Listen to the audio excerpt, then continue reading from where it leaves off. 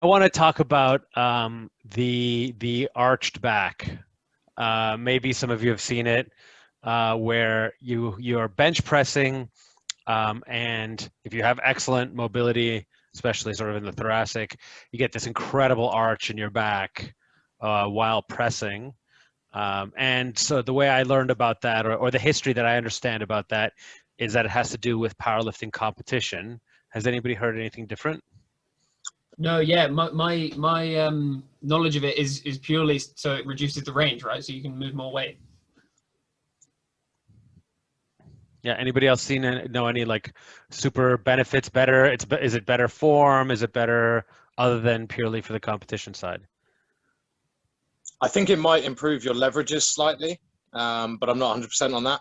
But definitely what Freddie was saying about just the fact it reduces the range of motion that the bar actually has to travel, Mm-hmm. and then enabling you to just, if you're just chasing numbers in the context of competition. Mm-hmm. Mm-hmm. Yeah, so that was my easy, low-hanging question. Mm. Yeah, I suppose in a way, if you don't create such a large arch, it does help to generate a bit more power, I suppose, if you know what I mean. Because you're like concentrating the point like directly on like your upper back, kind of where your traps are. It's allowing you to push more out. Whereas if you're completely flat, you're spreading all your power throughout your body rather than that one concentrated point. So I suppose if you're creating a slight arch, so you're not reducing too much of a range of motion, then I can see that being a bit more of a benefit as well. Yeah, so in a lot of my kind of my blanket rules that I'll go for clients is generally neutral spine on, I mean, I think almost everything. We're going for neutral spine, apart from literally on functional things like if they're picking up a boulder. Not that I do that with any of my clients, but generally I'll go for no arch. But if they were like, look, I need to put 10 kilos on my bench press because I've got a bet or something, then I'd be looking at it. But I think it with bench, it's one of these ones where your body type makes a huge difference, and I'm not even talking about like the the length of your limbs. Literally, if you have a massive chest, you don't have to go down as far with bench press. So it's kind of, I kind of see it like that. But if it's a client that I'm working with, I don't think I've got a client who I've said to excessively arch. But I'm open to it. What would you describe as excessive? Well, I would say that wouldn't be one of my cues. So I'd say create a stable base in the shoulder blades or in the back by retracting your shoulder blades, bringing them kind of back and down. And yeah, I wouldn't tell people to do the big arch, but I think most of the time it's not an arch in the thoracic, it's an arch in the lumbar, right? Yeah, I think that's the one that I was trying to refer to, the one where you see this, like looking at it from the side, it looks like a human bridge. Yeah, have you seen that one video of this woman? She's doing like a powerlifting competition, and she arches her back so much, she basically does this on the bench. She goes like that. It touches her chest and it goes back up. She moves probably like 4 inches, and everyone's like, yeah, you did it. It's a bit of a funny exercise when you see like the world record bench press. It is a bit funny because they got like however many like shirts on as well. It's yeah. Yeah. Jeez. What about 5 points of contact? Has anybody heard that cue? For bench? For bench. No, I didn't. Yeah. So the way I was taught, I found that if you've got proper like retraction and depression of the scapula, there's a bit of an arch in the thoracic. But the 5 points that you should feel grounded, I was taught, was left foot, right foot, butt, upper back, head. Yeah. Right. There's your 5 points of contact. And if any of them lift, and you occasionally do get a new lifter that will like shoot their chin forward or do something silly like that, right? So it tries to cover sort of what's going on other than the arms to get you situated on the bench before you actually start. Yeah, the biggest one I find myself doing if I'm like going for like a heavy day is I start like pushing my like butt off the bench. So I'm like really pushing my feet into the ground, and I'm starting to like lift up a little bit. And I'm like in my head, I'm like, okay, wait, try to keep it down, keep it down, Right. lift, push, and I'm like, get a bit flustered now. I'm just like, just get it up. Yeah. No, that happens to me. Like if I'm going for like a max bench press, I have to avoid that. So why is that? Is that some? I guess it's what, like why does the human body do that? What's the benefit? Can anybody express it cleanly? I think it's effectively putting yourself into the arch that we were just talking about, isn't it? Why your butt lifts? Yeah. Oh, probably so you're trying to drive force from your feet through your glutes into your torso, through your chest, up, right? So it's sort of this S shape. And so I think that if you lose core tension, the drive of the feet down lifts your butt off the bench. Whereas if you're able to maintain tension through your core, then in theory that force will continue up through into the arms. In theory. Yeah. But I find it very elusive. I have a very tough time coaching this whole idea of, driving your feet into the ground to help your bench. Yeah, leg drive and bench is really difficult to. I mean, even in my own bench press, I don't feel like I'm utilizing it very well. Let alone. Would you kind of go back to that kind of just harnessing the ground's forces, leveraging your kinetic chain, using themes like that to explain it to people? Yeah, I mean, if I feel like that's definitely a weak point in my training of bench. I feel like you don't get that much bang for your buck, especially for somebody who's not been doing bench press for more than, let's say, a few months. It's not going to make that much difference to their bench in my experience. I mean, so I'm in Portland, Oregon, and the gyms are still shut down here. I have kind of a pretty good home setup, but I don't have a proper like rack and bench press setup. So it's been a while since I've had access to that. What about you guys? Yeah. So I've got in my little like shanty home gym, I've got a bench and a rack. Yeah, so I'm pretty blessed in that respect. I got it just before lockdown, before all the prices went up massively. So good timing.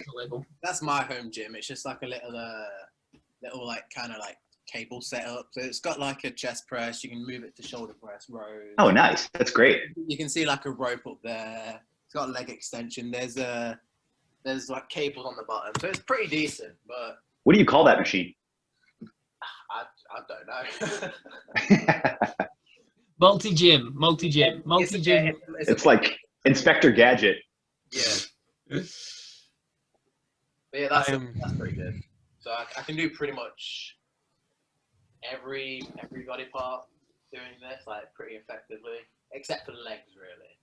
Yeah, I mean, it must be annoying to not have the free weights or the barbell, but it's much better than nothing. And I find, especially since COVID's come in, like bodyweight training, especially once you start doing like single leg or like staggered stuff, you really can get some really difficult exercises going. But I would be upset if I didn't have my stuff. So I'm lucky in that regard. In terms of bench, so do you guys teach like full scapular retraction in the bench?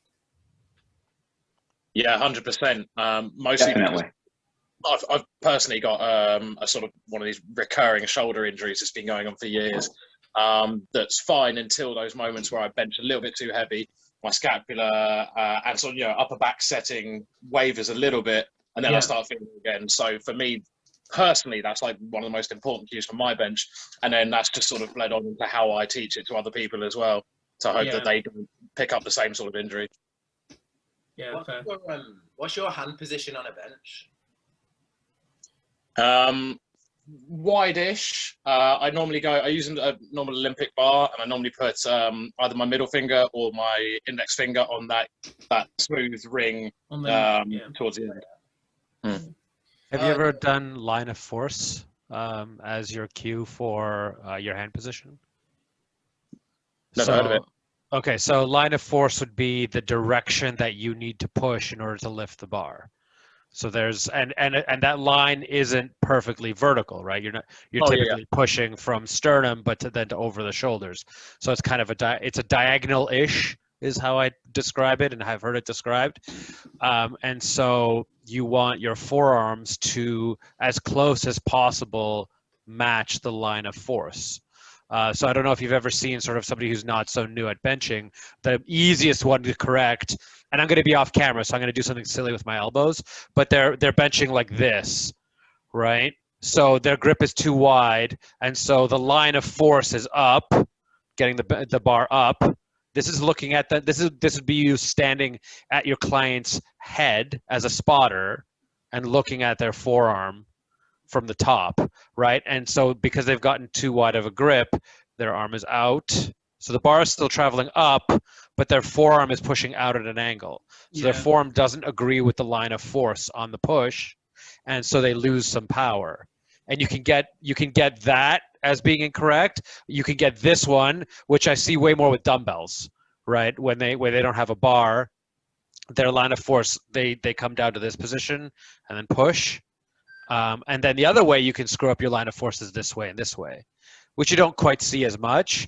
But yeah, so that's how I teach hand position width, right? Going up and down several times, try to get the hands into the right spot so that the line of force agrees with the angle or direction of your forearm.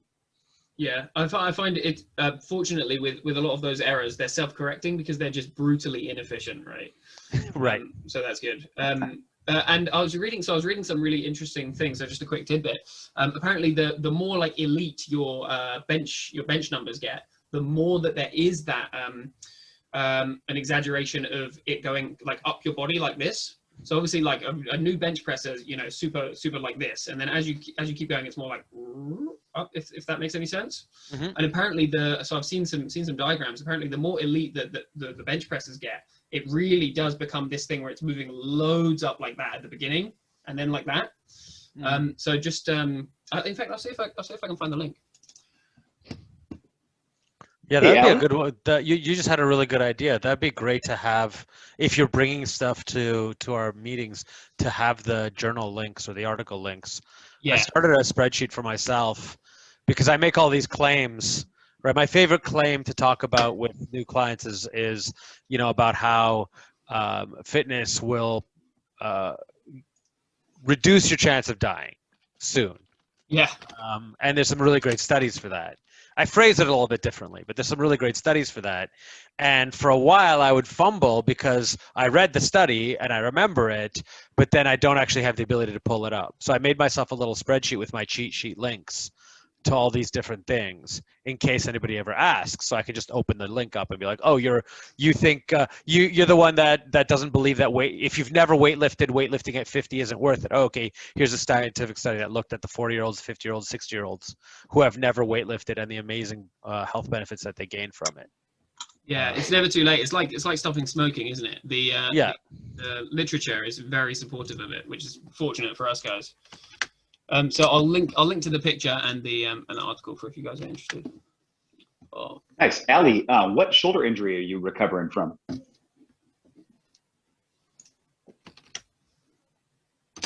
Oh, that's interesting. I think he's AFK. Oh, there he is. I think you're muted. Yeah, technical malfunction. Yeah, I'm not really sure, to be honest. It's not something I've ever had a physio or any sort of professional look at. It's just something that it started coming on gradually over time, say about 4 or 5 years ago. And it started when I was benching, when I first noticed it, just like a sort of shooting pain right sort of there where the shoulder meets the tricep. But because of major referred pain, I was never quite sure whether it was actually an injury to the tricep or the shoulder itself. But the number one thing that exacerbates it is internal rotation and elevation. So losing that scapular depression on sort of anything. Ooh, hey, Ali, do you ever mess around with crossover symmetry? I'm not by that name. I don't know. I think it's just a piece of exercise equipment that targets like external rotation and upward rotation, and it's just like a door jamb type of setup. It's extremely good. You should definitely look into it. I'll post a link so you can check it out, see what I'm talking about. Yeah, nice one. Thanks, mate. Of course. Yeah, I try and do a decent amount of like scapular pull-ups, scapular push-ups, various other like face pulls, external rotation kind of work. Probably not as much as I should, but more than I ever used to. So it's going in the right direction. Nice. Yeah, face pulls. Like a few years ago, I just heard about everybody ranting on about them, so I just added them in twice a week, and I've not had any shoulder problems since. Although I'd say that's in combination probably with just checking, like making sure my form was pretty locked down on all the pressing exercises and not overdoing them and stuff. Yeah, I've kind of gotten to the point now where I've already like stopped trying to go for 1 rep maxes on a lot of like my push exercises, just because I can't be bothered to deal with injuries in the future. Because I know if I keep going and keep like trying to like beat my PBs like every few months, then I'm just gonna hurt myself. So I kind of stopped going for PBs on benches now. Really, yeah. It's the one thing everyone goes, "What's your PB on bench?" And I'm like, I don't really go for PB, and it just makes me look like a baby. I mean, you know, you can like it's one of these things where it's a marathon, not a sprint. Strength training. So I've gone through stages like that with my squat, and it's not like you have to throw it out forever. But you know, sometimes like there was a point where my squat was like a few years ago where it was pretty nasty and my brace wasn't there, and so I just started doing it less. And then when I did do it, just making sure that I like no ego lifting, super easy on the weight, make sure my brace was all there, make sure my technique was good, like filming myself. But yeah, I'm usually more on the camp of like take it easy, marathon not sprint anyway. Yeah, that's what I've kind of moved on to now. Yeah, when I was a little bit younger, I would just be like, all right, see how much weight we can pack on every week and just keep trying to. Yeah, and so that's actually a super interesting topic of conversation, right? So in terms of progressing people's weights, so I guess we'd all agree on progressive overload, sure. In terms of like, let's say like reps in reserve, what do you guys think? Because like I used to be like, before I had done any research on this, I was like, the harder you go, just like Arnie said, the harder you go, like the better gains you get. But in terms of strength training, I no longer think that. What do you guys think? I think it's a complex question that highly depends on the individual. Sure, but do you have any? So that no, for sure. So it's probably not a very well targeted question. But do you have any thoughts on that in general?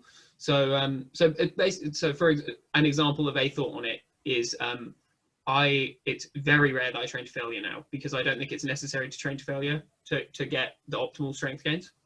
Yeah, sure. I think it's quite uncontroversial that training to failure too much will lead to far too much fatigue, insufficient recovery, and eventually injury. Yeah. And that's definitely something that I have had to learn myself the hard way over the years. Yeah. Restful. It doesn't mean you're being lazy. Yeah. Yeah, it's like there's two different types of people, or like clients, isn't it? It's like there's people where you need to be like, no, you need to go as hard as you possibly can, because them going as hard as they possibly can is still like 3 reps in reserve. And then there's some people who will go literally balls out every single set. Yeah. Mm. Sorry, I had to run out to the door. Did I miss anything super exciting?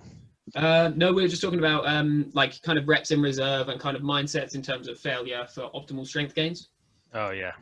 Yeah, I don't really use the reps in reserve system with many of my clients, in as much as like asking them, because I find that most of them just aren't very good at judging it. Everyone thinks, well, no, I could have definitely only done 2 more reps. So really, because rep 10 was exactly the same speed as rep 1. So I reckon you do more than 12. And you weren't purple, you didn't make any noise. Yeah, I mean it's such a subjective measure. I still find it's useful. And especially if you're asking the same person the same question, you can at least get like a pattern. Sure. So I don't do it with everybody, but with with some people I do it. Is this for general training, or do you mean for bench specifically? This was for general. Yeah. I found one thing that helps is kind of early in the session to try to do something really tough with them, and then compare to that. So I've been working with a client that it's very, very, very, very beginner client. So we'll do like a set of 20 glute bridges, and they're huffing and puffing at the end of 20 glute bridges, and I'm like, okay, could you have done another 20 right now? Could you do another 20? Like, no, probably not. It'd be tough. I don't know. And then the whole rest of the session, I refer back to sort of how that felt. Right? Was this as tough as the 20 glute bridges that we did? It's, again, imperfect science, but I've actually found that it works out pretty nice.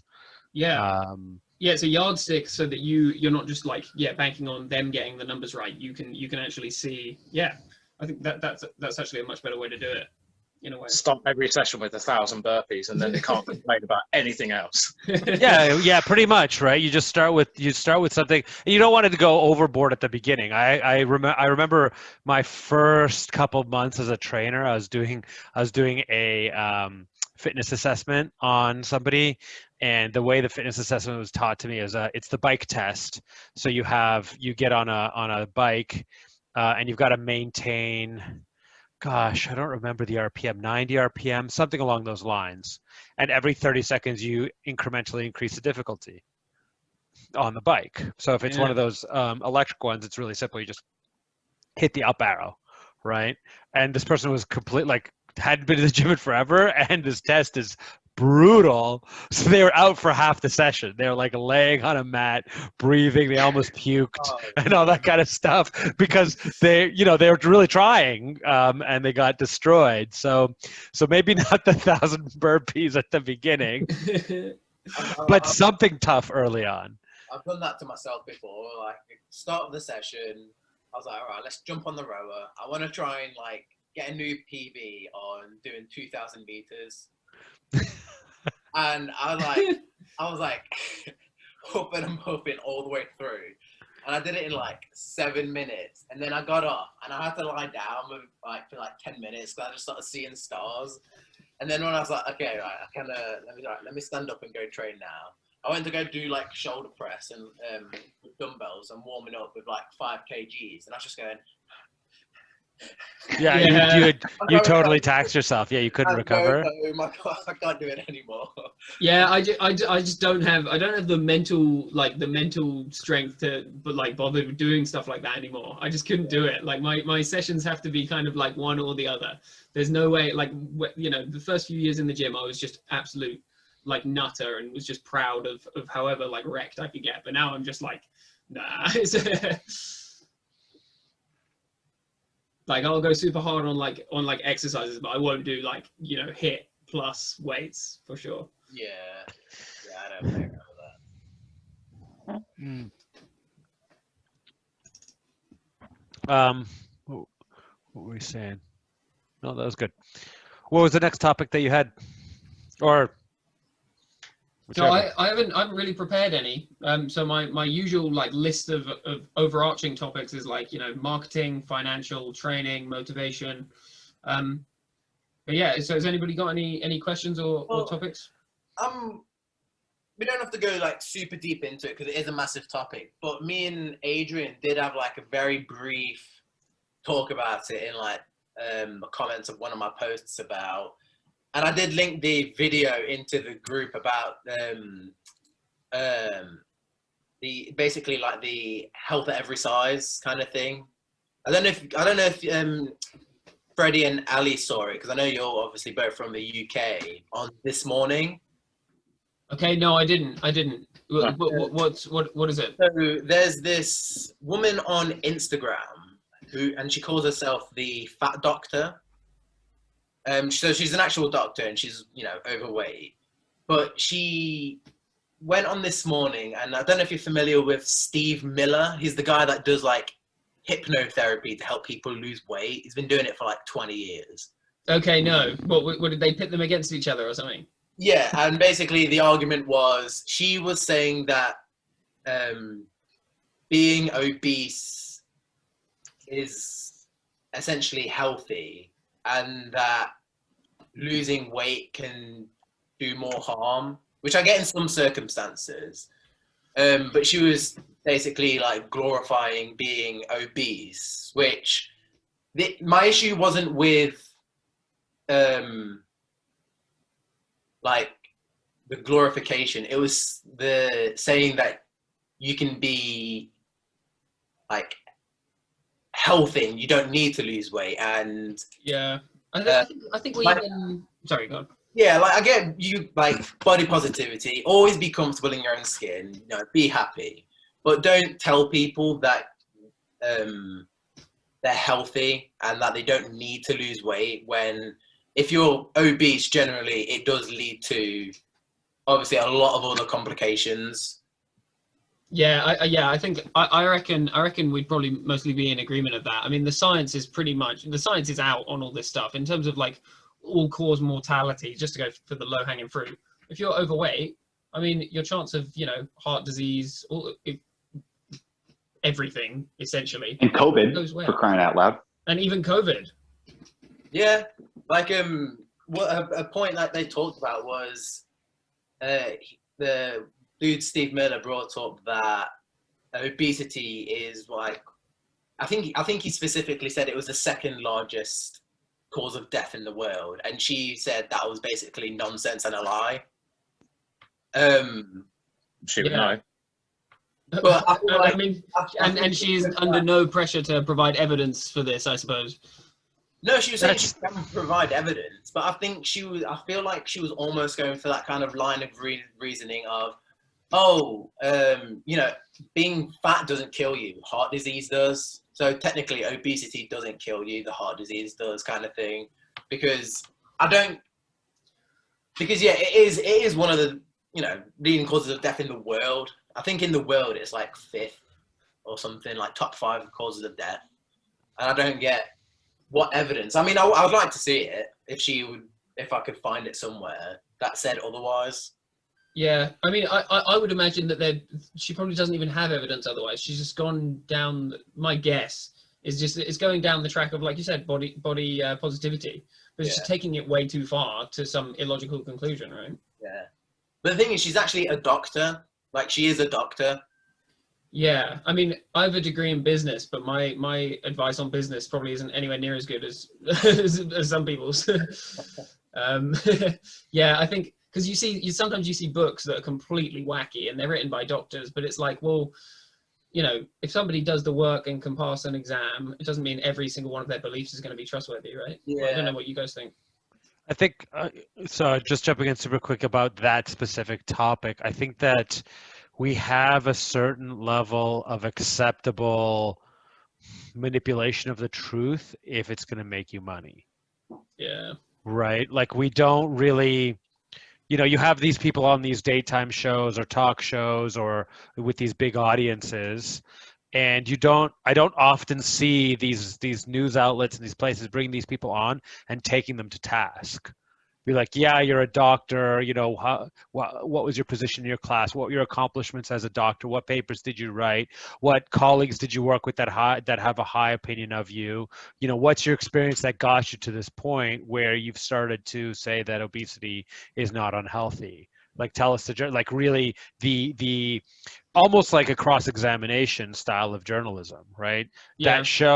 That show wants that person on there, because then you're going to get, like us, you're going to get people like us that are rage watching, being like, what the F? You can't be a doctor on TV telling people to be fat. This is not a good idea, right? And then you have other people who are like, I'm body positivity. You have to love yourself at any size.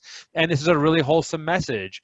And those folks, I think, for the most part, are on a journey, and what has stopped their progress in the past has been being shamed for where they are, right? So just that idea of like walking into the gym and everybody looking at you like, oh, gross, right? What are you doing here? This is a temple for people who are already fit.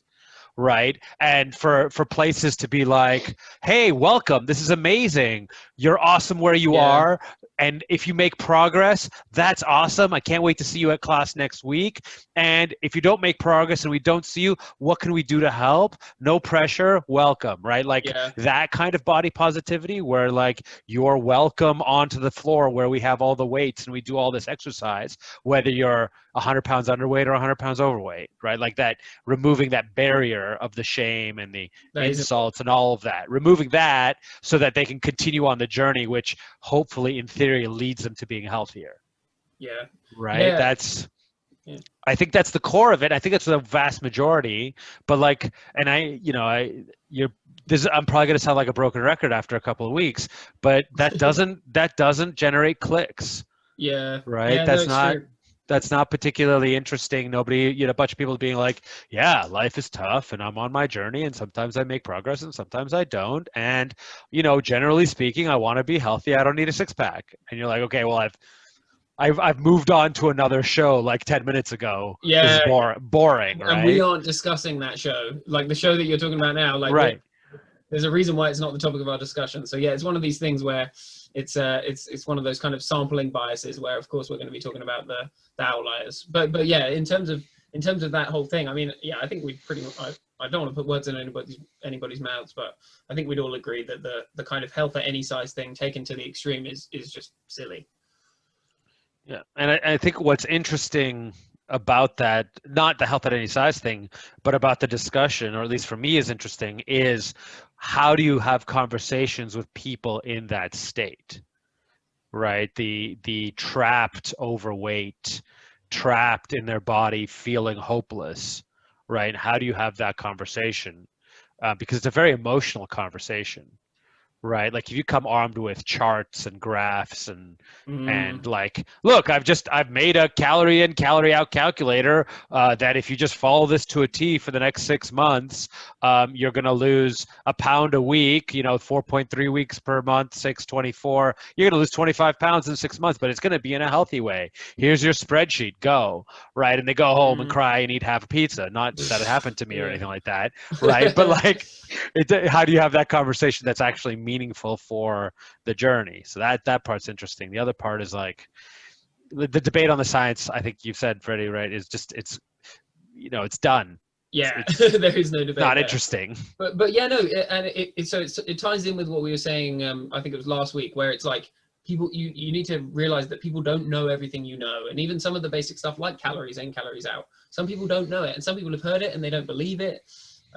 But I think so in terms of that, which I think is a really interesting topic we should go into. How do you talk to people in that headspace? Because some of the key things in my mind. So I've read a couple of motivational interviewing books, which I certainly recommend. In fact, I should reread them. But super interesting in terms of kind of the way that fitness professionals or other people in similar jobs like therapists can actually get through to people. Because I'm sure you guys have had this experience where you're saying the most logical thing, but it's just going in one ear out the other. So I think a couple of things is like a couple of just low hanging fruit ones is like agree when you can and make people feel like okay about their beliefs and don't try and shut people down really early. That's a problem that I have, definitely. Yeah, I think I find it that unless they come to you about it, then it's almost like a don't bother having that conversation, because people will listen when they want to listen. You could tell someone 1,000,000 times, but when they come to you and are ready, then that 1,000,000th and one time they'll listen, and then they're ready to like start whatever changes they need to make. Yeah, well, what's the saying? I don't think I'll get it, but it's like people don't care how much you know until they know how much you care. It's kind of like that, right? Yeah. Or that's at least that's related. But yeah, like and more specifically, like you were saying, like if people like unsolicited advice, it's never going to be as powerful as you think. Yeah. You're gonna start almost like it's like what you were saying about like you could spout as much logic and reason as you could, but a lot of the time you've got to hit that like emotional response, not logical response. Yeah. And really start like trying to like dig deep into like and finding out why someone like either is like unhappy basically. If like or wants to make the change, you've got to like really start digging deep, and I think that's where like the difference in trainers kind of comes into it. Yeah, and I think people need to be they need to be comfortable telling you their objections and their issues with it. If they're not comfortable, then maybe the first sentence you say, they're not sold on it, and then they're scared. I guess you use the word scared to speak up to you about it and to say, oh, I'm not sure about that axiom that you're building this argument off. So yeah, I guess comfort is a huge part of it as well, right? Yeah, comfort and earning the trust. Yeah, I mean, one of the things that I'm trying to do now, which loosely ties into the coaching that Ali and I we're talking about a little bit, is to encourage people to be conscious of what they're doing and to try to observe why they're doing it. And so that can help. That's not precisely what my coaching on this. So my coaching on this sits after the decision that I need to make a change, right? It's not good for somebody who's like, I don't even know if I need to lose weight, right? Or to eat healthier. It's not good there. It's better in the, I know I need to make a change, but I'm not sure why I can't do it. Yeah. Right. That sitting in that spot. And so one of the things that I do, I was going to present it to all you folks, but then I actually got busy doing the program with clients. And so I still want to, I just have to prioritize income a little bit. But what was I going to say? The crux of it is sort of the being conscious in the moment and observing what's going on inside and what's happening when you are trying to make these decisions and failing. And so I don't know how many folks here, but I was gross. I was very gross at one point in my life. I felt disgusting. I was overweight. I had poor, like I can honestly say that I thought I was smart because I was clever, like I'd play board games and I'd win the board games and I'd like trick people and, all the things that a young, stupid dude thinks makes them smart, which aren't really makes them more clever than smart. Anyway, so I thought I was smart and I actually really had no real understanding of the direct connection between the food that I was eating and my health. So that's one side of it that you have to overcome if people don't actually know what's going on. But then on the other side, also like why I was doing that, like why am I in these unhealthy eating behaviors? What is it that I'm doing? And a lot of it has to do with misunderstood cues. Something's going on and you misunderstand it as hunger, as filling a void. So loneliness is a very common one that's misunderstood. Loneliness misunderstood as hunger. And so the emotional cue you're feeling is, I'm lonely, I don't have anyone to talk to, or people don't understand me, or something along those lines. And that manifests because you misunderstand that cue in your head as I'm just going to eat something. Yeah, right? So like mental cues rather than actual physical like hunger cues. Exactly. Yeah. So you misunderstand the cue and then you eat, and then you feel satiated, but what you were satiating is a different desire. And so just trying to build that consciousness at the time where you decide to eat as to why that's happening. Yeah. What's going on? What are you doing? And definitely with thirst as well. Human brain can be very poor at telling the difference between hunger and thirst. So that's something I've used with my clients, trying to encourage them to build habits of making sure that it's not thirst when they suddenly feel that urge to eat everything in the fridge. Mm-hmm. Yeah. Has anybody, I'll say before I start, I haven't read it, but my girlfriend has. Have you read the book called Atomic Habits? Oh, I have. Yeah, I have. Yeah. Yeah, I feel like that relates to almost a lot to what we're talking about now, about them habits and like change that you've created yourself. And once you become conscious of them, then you've got to start learning to kind of break them and form new habits almost. Yeah, definitely. Yeah. Again, I haven't read it, but my girlfriend's read it and she talks to me a lot about it. So I kind of absorbing bits of information from that. Yeah, it's worth. You could even skim it. You could skim it, and it's a really good one to skim as well. Because I read it back in the day, like on audio, and then in the last year I skimmed it again because my sister actually was telling me about it and how she was raving about it. And it's super good for stuff like this. So I think even I'll post if I can find the thing I remember where it's the four things that you should do to make old habits easier to break and new habits easier to make.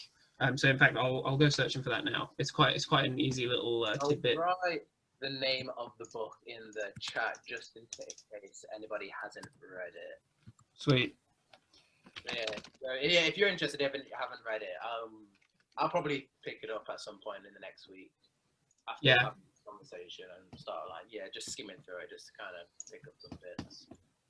Yeah. Have you guys read Brene Brown, The Power of Habits? Or maybe it's The Power of Vulnerability, now that I think about it. No, I haven't read that. Definitely similar stuff. They talk about the connection between like habits and shame and habits and guilt. If you guys haven't done a deep dive on that element of psychology, it definitely intermingles with this topic, and it's pretty powerful stuff. Brene Brown is considered a leader in her field of like studying shame and guilt. It's also really, pertains to fitness quite a bit, I think, for all of us to a degree. Interesting. No, what was that called? The Power of... I'll post a link. Nice. Yep, I'll post a link to it. Okay, awesome. If you guys are audible.com people. Oh yeah, massive. I love it. Yeah, You can do it while you're working out, so it's a big win. Yeah. Definitely. I'm one of those people with like a short attention span, so sitting down and having to read for I sit down and read about 10 pages and I'm like, I start like getting up and I'm like, okay, I'm done reading now. But yeah, I could listen to an audiobook for like 4 or 5 hours. Yeah, I just think it's more natural. Like I can listen to an audiobook on double speed, pick up absolutely every single word. And yeah, fair enough. If you do zone out, it takes longer to realize you've zoned out, but I still think they're so much better. I prefer them. Yeah. So just for if people don't want to follow the link as well. So for good habits, you want to make it obvious. You want to make it attractive, make it easy to do, and make it satisfying. So let's go low-hanging fruit. You want to make it so that, say you want to practice your drums. You want your drum kit to be in front of you when you get out of bed. And that also makes it easy. And then for bad habits, you want to do it the other way around. So say you don't want to use your phone. So it's make it invisible, make it unattractive, make it difficult, and make it unsatisfying. So for example, with the phone, you could, keep it away from you, makes it invisible, make it unsatisfying. I've heard this is the random little thing. Turning your phone to grayscale apparently makes it a bit less addictive. So I don't know. That's a bit of a random one, but yeah, super good book, that one. Yeah. Oh, sorry, carry on. I also read it like a couple of years ago now, but I could share a couple of the things that stuck with me. Yeah. Yeah. So aside from what you said, you covered some good ones. It was like just about the importance of making that initial change as small and easy as possible. So if you want to start running, just put on your shoe and tie your shoe and just like make that a habit and have that habit follow something you always do. So like as soon as you get up and out of bed, your initial reaction is to tie your shoe, or the one they use for that one is drink a glass of water. But like to stack those habits, because our brain like programs it in that when I do this, then I do this. And so yeah, and it really works, right? It really does work. Like if you've got some little small task you want to do every day and you add it behind a task you always do, it's so much easier to build it in. Like it's crazy how easily it works. And like the first thing you were saying as well, like baby stepping it, like making it as small as possible at first, because the human brain just really, I think we underrate how difficult it is to pick up new stuff. So you just got to make it like, if you needed to study, for example, literally study for like 1 or 5 minutes. And then your brain goes, actually, this isn't scary. Actually, this is completely fine. Actually, my head didn't explode when I picked the book up. And it can make a huge difference, rather than trying to get yourself to do it for an hour and then you don't realize that all this fear is actually kicking in. Yeah. You guys played around with trying to schedule something into your lunch break, or schedule something into your like Google Calendar, like just having it there so it pings you and reminds you? Yeah, I've got my Google Calendar on my iPhone home screen now, just so I literally can't get away from it. Yeah, just good. It's a good one. Yeah, for sure.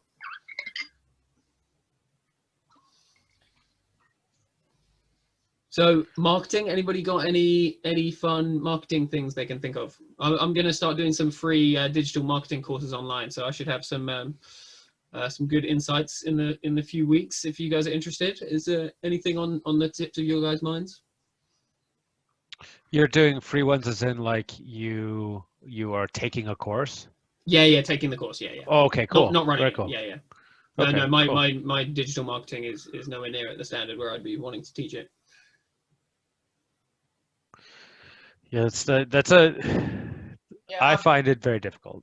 yeah, I've been learning a few bits, just to kind of, like, improve my online presence a little bit. And one thing that I've seen that works pretty well is just kind of showing up every day on whatever platforms you use. So whether that's, so if you post every day, and apparently like your stories either on Facebook or Instagram are really effective tools to kind of interact with people, and kind of a good way to promote yourself.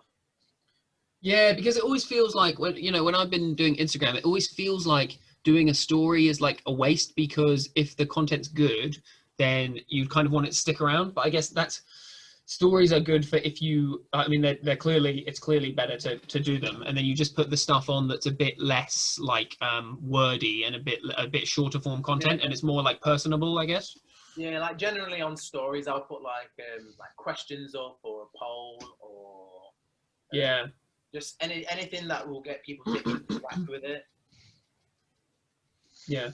Yeah, I noticed you're really good with your Instagram, Chris. You keep really on it. I'm always seeing stuff popping up. It always shames me a little bit for how inactive I am on there. Yeah, I feel that. Honestly, it feels like a full-time job. I know why people just get social media managers now, because like you spend your time just like, okay, what can I do next? And you're like, all right, let me think of something, and then you spend a few hours doing that, and then you're like, okay, let me do my next one now. And you just spend like, I just feel like I spend most of my time just like planning content throughout the week. Yeah, but it means that your followers, when they're thinking about getting a trainer, like you're going to be on the top of their minds. Yeah, I'm hoping that's like the plan, really. The more I post, the more people keep seeing my stuff. They can start to recognize me and like what I'm about.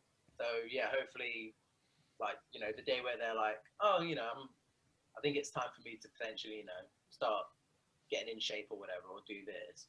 Then hopefully, yeah, at that point, I'll be kind of like at the forefront. Yeah, I think definitely. That mirrors advice that I would give to trainers in person in a big box. I worked at a big box gym. Was to be around. Do your workouts here. Yeah. Take classes. Teach classes. Talk to people. Being around, right? Because it's like it's like knowing a buddy of a buddy who's a plumber, right? Like just the fact that you know somebody that's a plumber. If you need plumbing, you're probably gonna start there. Absolutely. So like be the personal trainer that everybody knows their name and they can recognize you by sight. Yeah. Right, and that helps, and yeah, that I think that translates over to social media. I have something that actually so I don't find this stuff particularly helpful for me, because the vast majority of my stuff is word of mouth, because I'm reasonably busy, but I need the people, but I get my referrals from the existing clients. So word of mouth is really important. So I've been listening. I listened to a CBC podcast, and they talk about how to promote word of mouth. And so this guy said, don't be the white sheep, don't be the black sheep, be the red sheep. And the idea behind that is that you do something that would actually be an interesting thing for your client to talk about when they're just hanging out with their buddies. Right. So for example, I can give you an example of one that worked on me. I hired this moving company, and we're doing a big house move, like the big move. Right. And so we were about to spend our first day in our new house, and they had toilet paper. I didn't know where my toilet paper was. It was in some box somewhere, but like they had a Ziploc bag with a roll of toilet paper, which they're like, hey, just in case. Or maybe I was like, oh no, I need to use the bathroom. I was like, hey, just in case in your new house, here, take this, right? And like, what's the cost to them? A couple pennies for a bag, and a couple pennies for a roll of toilet paper. But to have that there for your client for their first hour in their new home, super good, right? So having these things. So for example, the thing I'm doing right now, because I'm opening up a little studio. I have my own personal training studio, and I think that slowly I'm going to be able to start letting clients in when our lockdown starts to phase out. Because it's a one-on-one space, so there's not a lot of people. Anyway, so like one of the things I'm thinking about is doing dried fruit. So like at the end of the workout, here, you want a little bag of mixed dried fruit to snack on, and then off you go, right? Like, so little things like that make it so that then hopefully they'll talk to somebody about this personal trainer that they're working with, and it's like, oh, I was really tired after the workout, I felt really amazing, and then I had to run off to a lunch meeting, but he gave me some dried fruit, which was like great source of energy. I was like, oh, this is awesome, right? Like, so something that concept. So that there's a quick little tidbit that I'm trying to use. Yeah, so something that will get your name kind of brought up in conversation. Yeah, I suppose that's super useful. And to piggyback on that, actually, I live in Portland, and our winters and our falls are really long. It's really dark. I'm sure you guys in the UK can totally relate to that. But I always use this metaphor of like, okay, you have this little burlap sack, and every time you get a workout in, every time you get stronger, you're putting a gold coin in the sack. But what are you going to spend all those coins on once you've accumulated all these things? Because being really strong is great. Being able to, perform well in a gym is great. But what are you going to do? So I always encourage my clients, like every year, it's like pick some sort of like real life goal, whether it's like a mile swim or, a marathon or some sort of like long bike ride or an epic hike. We have a lot of good hikes out here in the Northwest, but always trying to get them to think, how am I going to apply these sort of skills and these sort of things that I've accomplished to the real world? I don't know if you guys think much about this or employ that in your practice, but it's very powerful for me because when people do something like that, it's huge, and it always comes back to the trainer and that relationship. And I like to be there. I want to be a part of it. So, yeah. Just a thought. So they're doing like a social media post. So glad that my trainer Adam has convinced me to do this marathon or something like that. Actually, it's really cold right here in Portland right now. We did a polar bear plunge in the Willamette River. Like, it's like winter. We just went and jumped in the water. Like, we're talking like less than 40-degree water here. And like, that was a huge thing. Like, people were like, you're fucking crazy. And like, in like an endearing way to my client, and like that type of stuff is amazing for business. And like, being able to lift in the gym is great. It's wonderful. But I think that there's a little more to life than being gym strong. That's just my opinion. I don't want to be controversial, but that's just my 2 cents.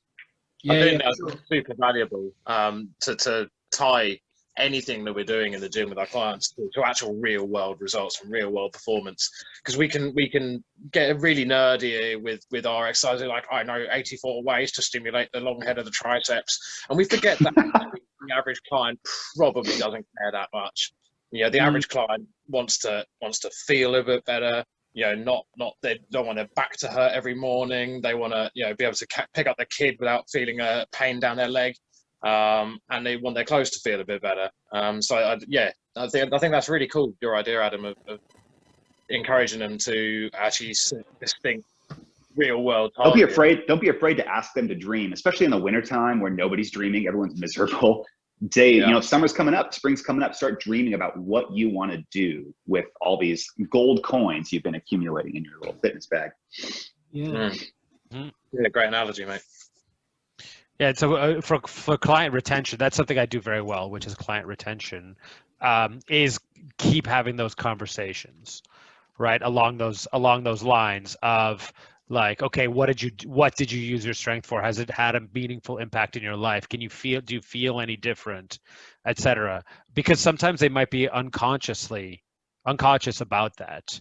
Right, so you're working out with somebody. I've been training with this mother of 2 recently. A great client, really motivated, and we occasionally just talk about like her knee pain. Right, she used to not be able to sleep on her side even without knee pain, and that went away quickly when we strengthened her glutes. And then just playing with the kids, right, like all the kettlebell work. I was like, look, let's use kettlebells because they're super awkward. You know what else is awkward? Wrestling with your 2-year-old, trying to get them dressed, right? Not a direct translation. I'm not trying to say that training with a kettlebell is like dressing a 2-year-old, but like we're just trying to use your core to stabilize you through a bunch of motions where the weight is really off center or swinging or moving in an awkward way. For somebody who's not familiar with a kettlebell, it seems awkward. So, and then weeks later, just circling back and being like, hey, did you notice anything different? and yeah, it's a really powerful tool for retention, because then they, in terms of their conversations with you, they kind of relate the work that you're doing with them to why their quality of life is so high in these different areas of their life. So exactly what you're saying, and with a focus on client retention, which is essentially a different kind of selling. Yeah. Another thought that stuck with me that just popped up. I don't remember the number, but there's some sort of preposterous number. Like, it costs X number of dollars to get a new client, and like way less to retain a client. Yeah. So when we have, I'm sure we're all in the same boat in terms of our marketing budget being pretty small. So hold on, let me see if I can find it. Gain new client versus retain client, because there's some great study. And also, right, if you can retain these clients, then the lifetime value that you're getting from the client, or that you and the client are reciprocating, means that you can spend more money on marketing to find new clients. If every client you have is like £1,000, let's say, lifetime value, then you can spend more money in finding the original client. So it kind of works. It kind of like a upward spiral, right? So it comes out to an average of 5 times more. Yeah, I'm not surprised. Cost to get a new client versus to retain a client. So do those things all the time. A good tip that I heard was, whenever like a client talks to you about something they're interested in, like make like a note or like put it in a spreadsheet, just so you always like know what they're interested in, and then just every so often just send them a link to, like, if they like, I don't know, football or like this kind of like niche thing, like send them an article that you've seen. Yeah, I mean, it just like makes them know for sure that you are really invested in them, because you can be the best trainer in the world and really be invested in their success, but you want it to come across. Yeah. Is there a name for it? I want to call it bedside manner, but like what you're talking to your clients about during the session, bench side manner. Right? Like what that's side. Because I've surveyed my clients more than once, and either I'm pretty charismatic and a bad trainer, or I'm onto something. But clients, specifically the clients that I've had for more than a year, a lot of it is just that the hour sessions are pretty enjoyable. Yeah. Right. So, one of my clients was recently saying, they weren't saying anything bad, because the person that they used to train with is a colleague of mine that I have an amazing amount of respect for. But that colleague really likes talking about her kids. And he has kids. And so she sort of assumed that was a natural conversation point for them.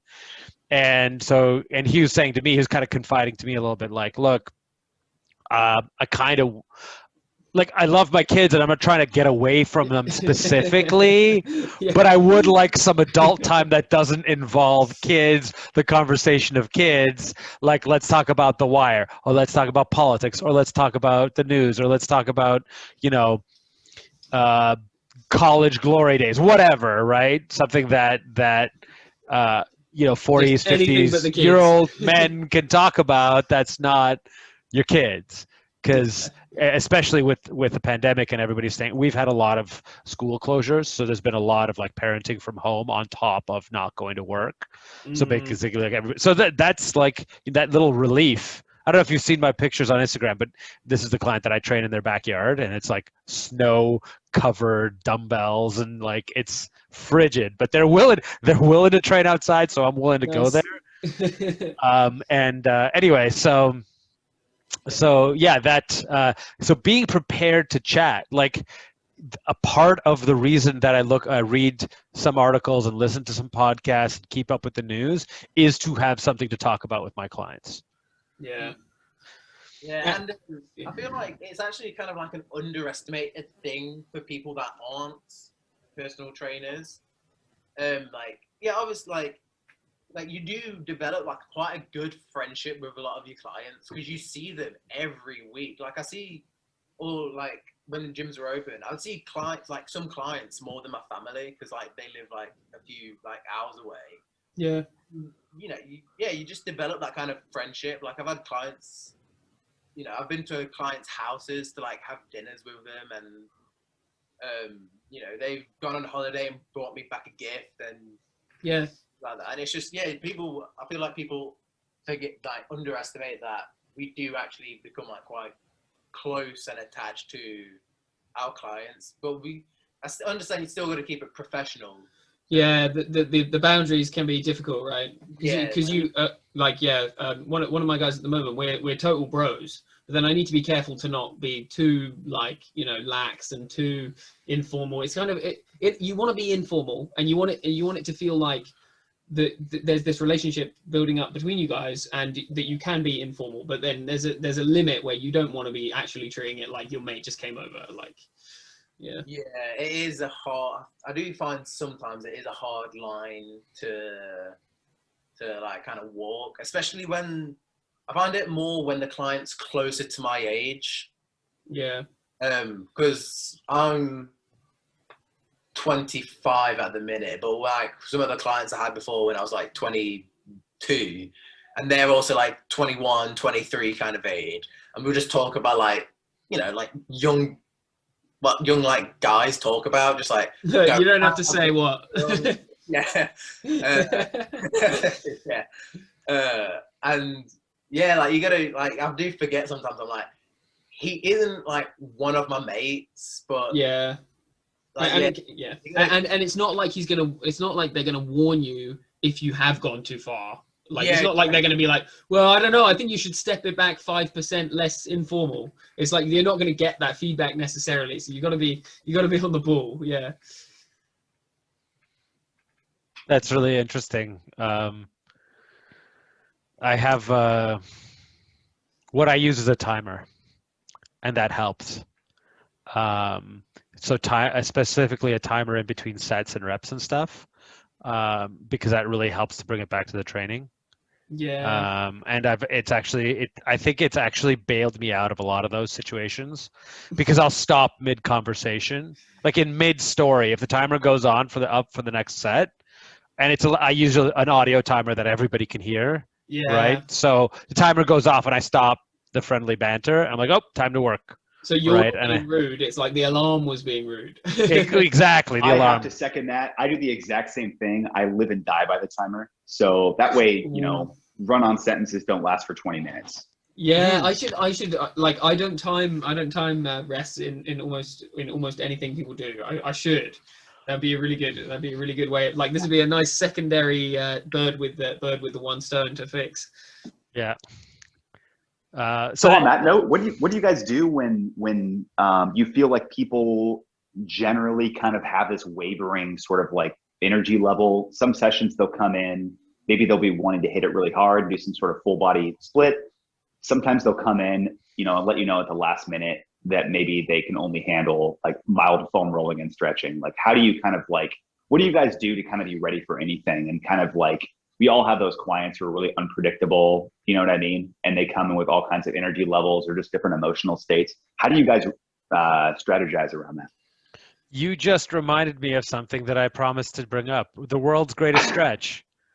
Oh, yeah. Yeah. Okay, What? good. I forgot about that. Okay, world's greatest stretch. So we'll talk about that in a moment, and the reason you prompted me is, again, I feel like I talk too much. I hope it's not a waste of your all time. But the fact that I taught hundreds of group fitness classes saves my ass on that so much. Because if I have the client that comes in who's normally a powerlifting client and is like, I slept 1 hour last night and I feel like I've been hit by a hammer, what do? I just pull one of my stretch classes out of my head, one of the classes that used to be like basically for seniors, and we'd go through and I can just run that class for this client, modified for what they need, right? Little modifications here and there. Because, you know, what's the shitty part about classes is they're super generic. You don't really get to dig in with each person, you know, but what's the great thing? It builds you a whole bunch of really generic routines that you can pull on when you get exactly that challenge. So I guess, and the subtext to your answer as well is like, you're happy to, which is what I was going to say, is that I'm happy to bring the intensity down. I don't have anybody who I'm running like exact numbers on, or who's trying to, you know, like peak for their lifts or anything like that. So my mindset is, if it's going to make them more comfortable and make them feel like, you know, I'll just really hammer on the fact that, you know, a session done is, you know, almost as good as the perfect session done, and I'll placate on the intensity, if that makes sense. Right, but Yeah. do you do something totally different, or do you stay on track with what you had planned for them? So a little thing that I sometimes do is doing, I mean, it depends. I haven't had anybody come in, like, especially recently or in memory, where they're like hungover and completely dying, because I find that people just cancel in that scenario. But that's my experience. But if people come in and they're like, oh, look, I'm feeling a little under the weather, then we'll just do a kind of deload that's not quite a deload, but kind of, you know, 70% of the weights, maybe a couple extra sets, but because it's so much lighter, so you can I did this recently, so you can kind of disguise it as a high volume day, but actually it's just objectively easier. Nice. What do you guys think?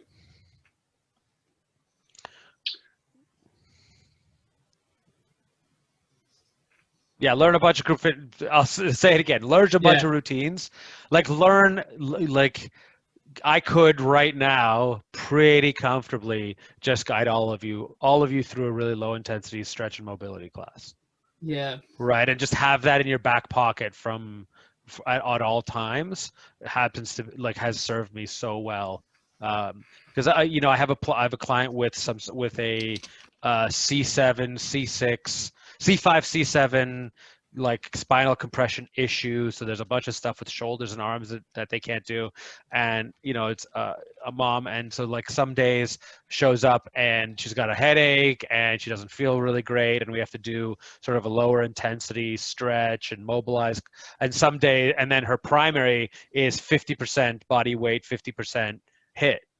But I have to be able to pivot immediately away from a strength and hit style Yes. to the other style if something comes up. And because you've got these sessions, like you actually have them mapped out completely in your head. There's no umming and ahhing, so it still feels like a really legit, like valuable session. That's like, yeah, that's nice and targeted. Yeah, no, that's a weakness of mine. Like if somebody came around and they wanted to do even half an hour of stretching, it would be me pulling it out of my ass. Like it wouldn't be me. I wouldn't have like a really solid routine on that, and I should. I think that comes with a lot of experience. Like, the more sessions you do, you can kind of pick up on, maybe this will be easier, or like Adrian's been saying, like, because I've worked you call it a box gym? Is that just Big like box I called it a big box gym just because that's the name over here. that. But it just means it was a YMCA with every day 2,500 people walk through the door. Yeah. So it's very high volume. So yeah, I've worked for a few of those gyms and taught like so many classes. And I remember one time I was teaching a spin class, and for some reason the playlist that I used just wasn't working. Like it must not have downloaded, and it wouldn't play if it wasn't over Wi-Fi, or there was some issue with it. So I just found this, and it was starting in like a minute. I was like, fuck, man. So I just found this random playlist. Didn't really know the music, but I just kind of like, it's just like one of those moments where like I just transcended and became like, I was like, oh my god, okay, just like think of like all the spin classes you've done, think of like easy routines, and then after the class, some dude came up to me and went, oh, that was a really good spin class, and I just went, I've got to be honest, I didn't know what I was doing. I was making it up. I was like, what thank you. It was just one of those moments. Yeah. Yeah, it just comes with like experience. Like when if they come in all of a sudden, you've got to like think about something. But like you've got 30 seconds to like plan something. You're just like, okay, I can do this, this, and this, and this. Like unconscious talk about competence. Yeah. Like that's what you want to We talk about that. right? Sorry, Adam. Can we talk about cancellation policies? Yeah, so I think we talked about that a few weeks ago, but that would be cool to get people's opinion on, because I think different people. Oh shoot, I'm late to the party, but I just good. wanted to say, I basically, when I have a new client come in, I kind of go over my rules and regulations, and I generally say 24 hours notice. Yeah, that's same or here. you lose it basically, unless there's like some sort of like definable medical situation going on, which of course it's totally cool to reschedule. But I keep my books really full. I run 8 or 9 sessions a day. I don't do any group classes. It's all one-on-one. So I can't, my time is money. Have you guys had good experiences with that, bad experiences with that? Do you have different policies? I want to hear people's thoughts on this. I've had in terms of like the ratio of people canceling. I'm almost embarrassed to admit, but I think it's like this with a lot of people. It's really high. Like the amount of people canceling sessions is pretty damn high. I've found. It's certainly more than 1 in 5, I would say. And yeah, my thing is like 24-hour policy, and then I'll let people off the first one, which I probably shouldn't, but generally I just find it really difficult to do that. But it'll depend on my day. Like if they're like my only client that day, and I've like set up and I've not done something else I would do with that day, then I feel fully justified. But there's sometimes where you're like, well, really, they've let me know in the morning and the session's in the evening. And like, it hasn't changed my day that much. So I end up feeling bad about it. But so if in a case like that, the first time, even if it's within 24 hours, I'll let them off, even though I probably shouldn't. What do you guys think? What's your policies? Pretty similar. I'm pretty lenient as well. Yeah, I'm pretty similar to Freddie on that one. Like, it's 24 hours, but again, yeah, if it's like a morning session and they tell me the night before, and then I'm like, okay, at least I haven't got up and got ready and left yet, then I'll kind of like excuse that. But if it's, if they tell me the morning of and I'm already at the gym waiting, then, that's, yeah. And they've cancelled, and then they message me and cancel, then yeah, that's a session gone. Like, you just lose that session. You paid me, that's gone. And I generally have a 15-minute late policy. So if they're more than 15 minutes late, then you cancel the session? Yeah. Right. So yeah, for me, if I'm charging them, then I'm there for the full hour. Like I'm just waiting around. If I've charged them for it, then I just stick around. I mean, it's probably a total waste of time, but there's always stuff that I can do, because for me it's either I'm always at the moment I'm always at my house essentially. Yeah, but how do you? I think cancellation policies also kind of depend on how you charge clients. Because when I was just starting out and I would charge per session, then I was a lot more like kind of frugal with how I kind of took the cancellations. Then I'd be like, oh, it's okay, can you make it in the next half an hour? Because I was just like, I want them to come in and pay me. But now, since I stopped doing per session payments, and you pay me monthly, and you pay me that set amount monthly for that amount of sessions, then I'm like, that session's gone. You've got 3 sessions this month now instead of 4.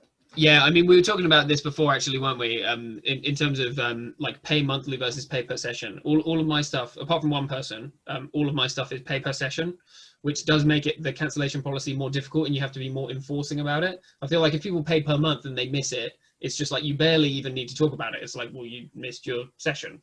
Yeah. So I remember I was talking about it last time, and I was like, oh, I need to start doing this pay per month thing, like with. Oh, you definitely do, Freddie. Yeah. Yeah, it's such like a stress relief as well, because oh my gosh, it's kind of like that kind of like living paycheck to paycheck kind of mentality doing per session. Yeah.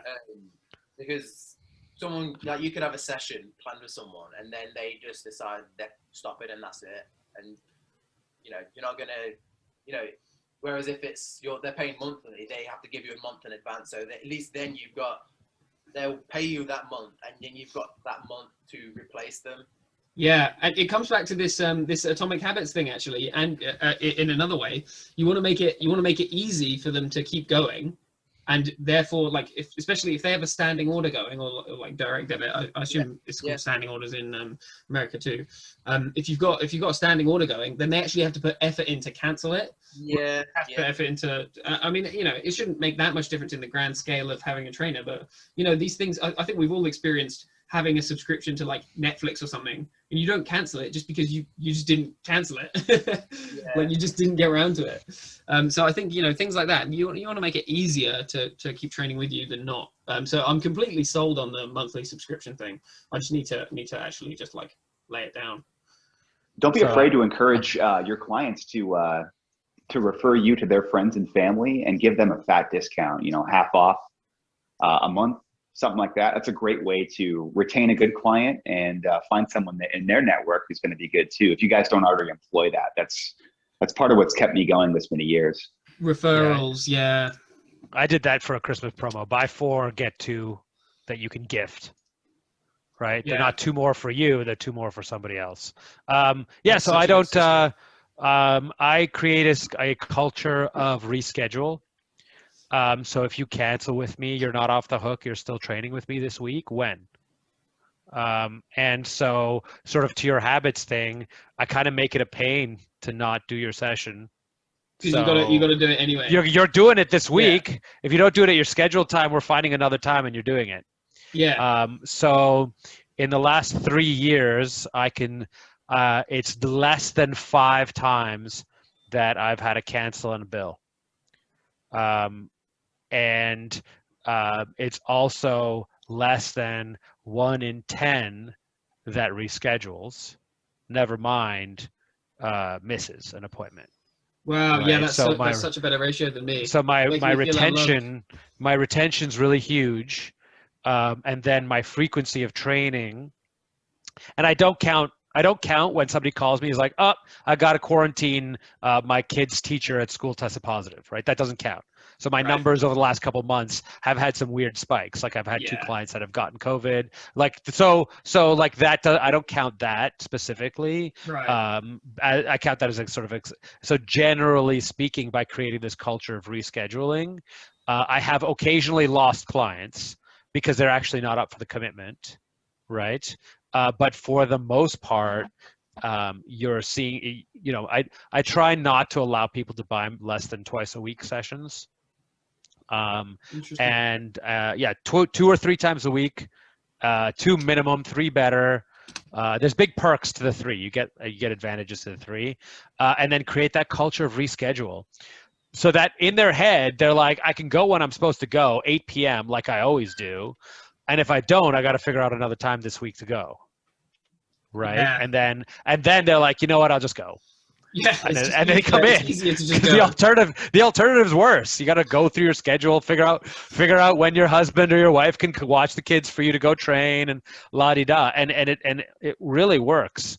It really gets people to see you, because that's really what you want, right? You want as much FaceTime with them as possible, depending on your philosophy, right? Like if somebody, I don't know, let me ask this question: thumbs up or thumbs down? If somebody bought a 30-pack off of you, went once, and was like, nah, but you can keep my money. Thumbs up if you think that's good. Thumbs down if you think that's bad.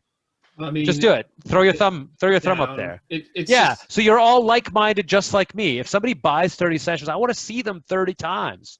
I want to make their life measurably better. I mean, I know that's an extreme example. I literally wouldn't be able to deal with that. I wouldn't be able to. I wouldn't be able to keep the money for the 29 sessions. I actually just yeah.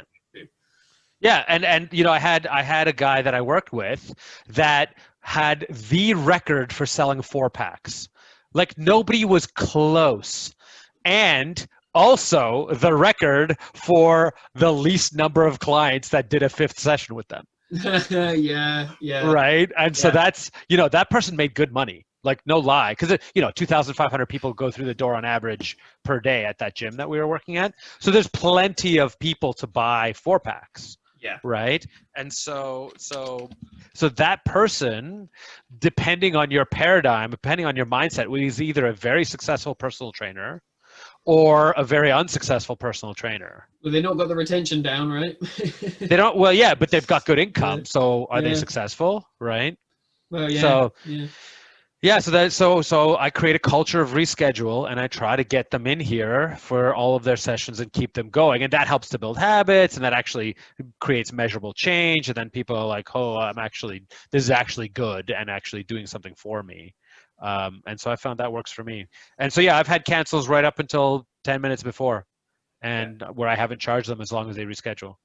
Really? Yep. Yeah. As long as they reschedule and they commit to another session, I don't charge them for it. We're going to reschedule. Let's do this. Yeah. I definitely So think I've had situations like that, but it's where I've gone against my own rule and I'm just being overly nice. But it's interesting that you see that as kind of a virtue. Yeah. Mm-hmm. All right, guys. I'm gonna have to get going because just had my pizza come. Okay, cool. The honesty is real. I was thinking, oh, what should I say? I'm But thinking about lying. Yeah, mate. I was going to teach you the world's greatest stretch too, but next time. Chris, you have to share. Come on, share. Pass me a slice. All right, see you later, man. Hopefully see you next week. Yeah, see you next week, guys. Later on. See ya. mate. See you in a bit. Yeah, just adding on to what Adrian was saying there, I definitely think there are some clients who, particularly early on, and particularly if they're quite a bit less fit than they should be, they will have those weak moments where they feel like, oh, I'm just tired after work, or actually I would fancy going out for a few drinks or something, and for them it can feel like, oh, if I just cancel, then that's a problem and I don't have to do it. But if you put it in their mind that yes, you have to reschedule, you're not getting away from it, as you said, like we're still doing this week, then I think, sod it. Yeah. It can push them onto the good side of the fence. I mean, Exactly. They realise actually I didn't want it that much. I was just being a bit of a pansy. Yeah, I mean, I'll always encourage people to reschedule, but I should probably push it a bit harder. Yeah, that should be the default. I mean, for me it is the default, but I think in that moment, I don't talk about it too much. It's more just like what the case is for that very day, which I should. I had a question for you guys, you UK kids. Is Patreon very popular over there in the UK? Patreon. Patreon. Oh, Patreon. Sorry. Podcasts, like listening to people who say, "Oh, please subscribe to my Patreon," but I've never used it personally. Yeah, I think the idea is. Oh, sorry. Go ahead. No, I was just going to say, definitely, everybody's heard about it, but I don't know many people who are, for example, subscribing to people on it. I only know one person who's successful on it, and that's my artist friend. But it came up before, didn't it? Was it maybe Lindsay who was talking about how it's actually a really good option for trainers? I suppose that maybe that's what you were going to say, Adam. So yeah, I generally do one-on-one. Running 8 to 9 sessions a day, 5 days a week is a lot of work. And you can get burned out really quick, especially during quarantine, because I'm in my room all day. I'm on FaceTime all day. It's a lot. Yeah. So I'm thinking in my head, I'm like, oh shoot, I should start a Patreon, have people contribute a nominal amount of money, and we can do some sort of community meetup, because I live in Portland. It's a relatively small city. And getting a running club or a hiking club or some sort of outdoor, some sort of communal, COVID friendly experience together for some extra income. It's worked fabulously in my case. And I would highly recommend you guys consider that. If you guys have, if some of your clients are in the same vicinity, meet up, go to the park, get a little park workout going, go take a little hike, take an urban walk, increase your ability to connect with people and try to make some extra money too. Interesting. So can I ask what the kind of packages are, or the tier levels in your Patreon are? I considered doing a whole bunch, and then I decided not to do a whole bunch. There's only one option. Okay. $25 for the month, and you get access to a Monday night hike. It's an hour and a half. I post a video a week on my Patreon. It's an educational video, some sort of home workout, basically, that can follow along with between training sessions. Some people take advantage of it, some people don't. Yeah. And then thirdly, I have a big text message group for nutrition. So every day we post our reports. Some people are intermittent fasters. Some people are just calories in versus calories out. Some people are just lurking, but there's this, everybody that's the Patreon is part of this club. So they get the nutrition, they get the communal aspect, and they get some educational videos out of it. That was at least my idea. I'm not saying it's the best, but it's the idea I came up with. And, it's an extra $300 a month. It's $300 a month. So. Yeah, and that scales up really well. You get another person on that, and you don't actually have to do much more work at all. Yeah. Food for thought. COVID, you got to stay creative. You got to keep coming up with cool ideas. Yeah, for sure. I talked about this a couple weeks ago. Similar idea. I don't think they use Patreon, but similar idea. This guy went up to, he charges $100 a month, and it's 5 live workouts, but then access to replay them, a workout journal. So you check in to see how many times you did them, because in theory you're supposed to do it 5 times a week. Custom playlists for every workout. Because they're spin instructors, so they're like in Toronto. The spin instructors are like they have to be top notch. They have to be moderately good DJs, right? Like they'd be DJs if they're DJs, but like the music is a huge part of it. So anyway, he creates a custom playlist for every one of his workouts, and he gives those to you through Spotify. Then there's suggested meal plans, and then there's the 5 workouts done live for the first 5 times at $100 a month. And I think at one point he had 300 people. So you do the math on $100 a month at 300 people. It's not bad. Holy Moses. Right. And so and that's all they do now, right? Like there's no more personal training, there's no more group fitness classes, there's no nothing. It's just this That's plan. the dream right there. That's pretty. Yeah, he's really crushing it. He's also beautiful. Like he's also like capable of being on a cover, that kind of thing. Like 6-pack and all that. Like really helpful marketing stuff to get people to buy. Because I don't know how many people come for like 1 or 2 months, and then they're gone. Right. I don't know what the churn, what the turnover and the retention is on that, but like exactly that kind of thing. And that's, I think the big part about it that's amazing, that the takeaway is like how structured it is, right? Like every month there's these workouts. Every month you get all of these new playlists. Every month there's 25 different meal suggestions. Every month there's this community that you're checking in with, being like, oh, I got 21 workouts last month, I'm going to try to hit 22 workouts next month, and like that.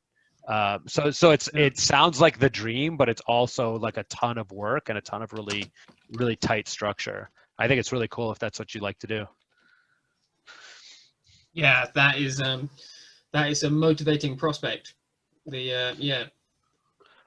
So Adam, question for you. I'm floating around the 5 a day, and I find that 5 a day I give a really good product, and I'm actually like trying to figure out ways to not have to do more than 5 a day. Mm-hmm. And you're saying like 8 a day is fine? You're like, oh, here's the main question. Are your 8 a days like, so my 5 a days right now, I'm typically available from 7:30 a.m. till 8 p.m. And it's 5 hours in there depending on which days and which clients I'm working, right? I don't have to, because it's my own studio when it opens and or a lot of it is virtual, I don't have to do 5 like back-to-backs. Right, because at a big box gym, especially if you've got a 20-minute commute, if you've got 5 scattered over 12 hours, you're going back and forth to gym so many times, right? So how do you have that same experience where you're like available for a 12-hour chunk and that's where you get your 8, or how do you do that? Yeah, exactly the same. Available for 12 hours, usually like 7 to 7, something like that. And there's 9 sessions in there. There's a little lunch break for me to go running, maybe a lunch break for me to eat something, and then some study time. I'm always taking a course. So I basically work 12 hours a day. I consider all that to be work. And then of course I do physical therapy, in between, take good care of myself. But it's a lot. I think 5 or 6 is my comfort zone. 8 or 9 is like, I feel like I'm kind of working overtime, and I feel like it's not really sustainable. During COVID, there's such a high demand for training, at least in Portland, which is like the fittest city in the United States or whatever. There's a high demand for trainers. So I just bought a house. I consider myself a fool to turn down good business. And as long as there's, my clients are happy and they're, I let them know I'm working a lot and don't take it personally if I seem tired or whatever. But I've had good client retention. Everybody seems satisfied. I think that in time, I'll kind of head back down to maybe 5 or 6. But right now, trying to take advantage of the business that's available to me. Gotcha. Okay. Yeah, that really answers my question, because like, I don't think I could sustain. I have done 9. 1 month I had something like 6 a day average, and I taught 15 group fitness classes in 1 month when I was working at the big box gym. I was like, that is not at all sustainable, right? That's just too much volume. One of my friends suggested a price increase, and I'm thinking about that too. I think it's kind of a nice way to like thin out the herd a little bit. But I'm kind of weighing the pros and cons of that, because if I increase my price and I lose some clients or whatever, and I decide that maybe it's not what I wanted, I can't go back. So it's kind of a big decision to make. Well, on that, do you publicly publish your price, or do you have different price for different people? Different price for different people. Yeah, okay. So you could sort of tier it that way, right? Absolutely. Yeah, that's kind of what I'm thinking about right now. Every day it's just like swimming around in my head, and I have not made a decision. It's just constantly back and forth in my brain. So hopefully soon I'll come to a conclusion on that. Yeah, I use the studio. The studio is a nice one to add $10 an hour, right? Because I have this new personal training studio that I'm opening. It's going to be one-on-one. It's going to be COVID safe, etc. So when my clients start to move from virtual into that, it's going to be $10 more an hour for all of them at least. And so I prepared them for it. But yeah, charging enough is scary, depending on your personality. I've talked to folks that are sort of in marketing that do mindset coaching and things like that, leadership coaching, mindset coaching, business coaching. And what's interesting is they talk about the two broad categories of folks that come to them that they've talked to about pricing. And so they end up talking to folks that have they're very I don't want to use the word narcissistic, but that whole I comfortably deserve $1,000. I deserve $1,000 an hour as a trainer, right? Like if anybody can comfortably say that, for me, I would be flabbergasted. Like I can't possibly think that. But there is a category, the 1 in 10 person who's like that, who's like, yeah, I have no problem asking for a raise. I'm being paid way less than I'm worth anyway. And then the other 9 in 10 that come to these coaches to try to figure out strategies to be able to go to a client and just be like, okay, I need more, I'm going to charge more money, and just having what is that experience like, so you don't lose the client, but also so you don't chicken shit your way out of it right at the very end of the conversation.